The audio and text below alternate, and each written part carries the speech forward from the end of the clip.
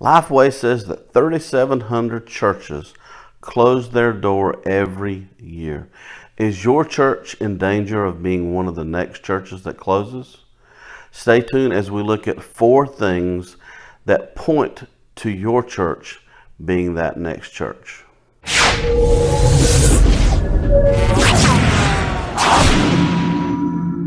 Hi, I'm Wayne Arce with Revitalized Church Coaching. We're all about helping you grow your church by reaching people for the kingdom of Christ and giving them hope. So you may be wondering, is your church going to be the next church that closes its doors? As much as I'd like to be able to tell you what's going to happen to your church in the next 5, 10, 15, or 20 years, unfortunately I cannot. But there are some things that you can look at that can help you determine if your church may be the next church that closes. Now, when it comes to churches closing, we know that it's still ultimately God's church, which is the people, and as long as there is people meeting, as long as there's people coming together, sharing God's words, God's church will go on. His word says that it will never end, that even the gates of hell cannot prevail against us. But the buildings that we use to worship in, to congregate in, to fellowship in, to spend family time together, can unfortunately succumb to loss of participation. So what can happen? What are some of the things that can determine whether or not your church may be the next church? I want to share with you 4 things that you can look for. Now, these are not the only things, but these are 4 things that you can look to. Now, if you want to look at some more detailed things, Thom Rainers wrote a book called Autopsy of a Deceased Church. I would recommend that book and read through it, and it can point you to examples of churches that have died in the past and things that you can look for in your church to determine if your church will be the next one. First thing I want to look at is your worship attendance declining? Especially concerning is if you live in a community that is growing and your church attendance is declining, that is a very good indication that your church is heading down the path of death. But now if your community is declining and dwindling down, then your church, if it's declining at the same rate or less than the same rate that your community is losing ground, then your church is not dying as a result of that. But that is still the exception to the rule. Most churches that are dying regardless of the size of the community. So how is your worship attendance? Is it remaining steadfast or is it growing in numbers? If not, then that is a good indication, or at least a first sign that you can look at to determine, okay, is my church dying? The second thing sort of goes along with the first one. Is your church declining in giving?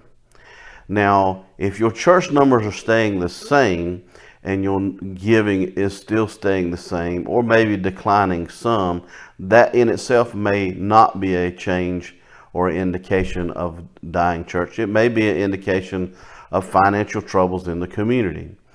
But naturally, if the numbers in the church are declining, then most likely as people are leaving, then your givers will also be leaving as well.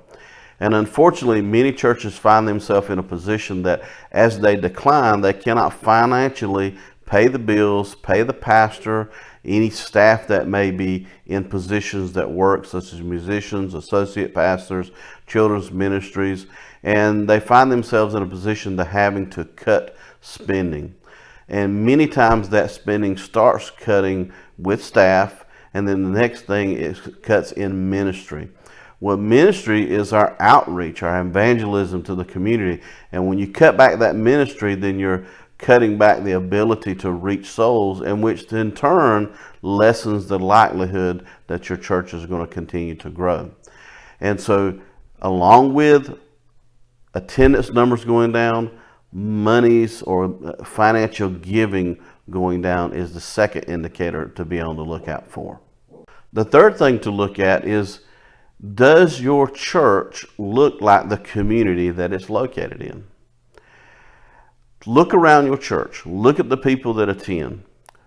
their ethnic background, their racial background, and then look in your community, and does your church fit the same mold as the people in your community? If not, then you may not be reaching your community.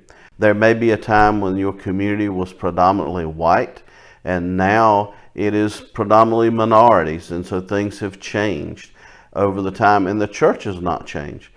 Along with that, look at where your people that come to your church live at. Do they live in the community, or have they moved away and are still attending in that church? And so if this is the case, then there's a good indication the church, along with the declining numbers, the declining giving, the change in the structure of the church, may be indication that the church is not changing with the community or not growing with the community. Therefore, it may be on the precipice of dying. And then the fourth thing I want to look at is, with your budget, the monies that is given in the church, what do you spend that money on? Now, obviously, a big chunk of the budget is going to go to a pastor's salary or staff salary. But beyond that, paying your bills, your utilities, and so forth, you should still be spending money on ministry and on evangelism outreach. Now, I'm not talking about the money that you may give that goes to other countries for evangelism. I'm talking about monies that are used in your community. Are you using a portion of your budget to reach the lost in your community, to share the gospel, to be able to spread the word to people around you, whether it be through social media, through signs, through participating in programs in the community? You should be using some money to reach the lost. If you're not, and all that money is inward focused and being used to basically focus on the people that attend the church and fulfilling their needs, and is not outward focused, then there's a good indication that your church, again, may be in a position that it might be dying. If you want your church to be a church that is here not only for your children, but your grandchildren in the times to come, and you see the things that we've talked about that point to your church dying, then there's some things that you must do to keep that from happening. The first number one thing is to acknowledge that there is a problem. Once you acknowledge that there is an issue, there is a problem, then you can address that problem, and there are some things that you can do. If your church is one of those churches that is in danger of dying, some things that you can do is to educate yourself on what you can do to turn it around. We have other videos that we share with you on this channel, on this page, that can help you in learning what you need to do to turn your church around. Or if you want, go to our website and contact us, and we can help you and talk about some things that you can do and give you some consultations or some coaching, and sit down and help you do a step-by-step walkthrough plan of turning your church around. It is our hope that your church will not be one of those dying churches, that it will prosper, that it will reach your community. And so let us help you through our videos, through our information, help you turn your church around if you're in that position.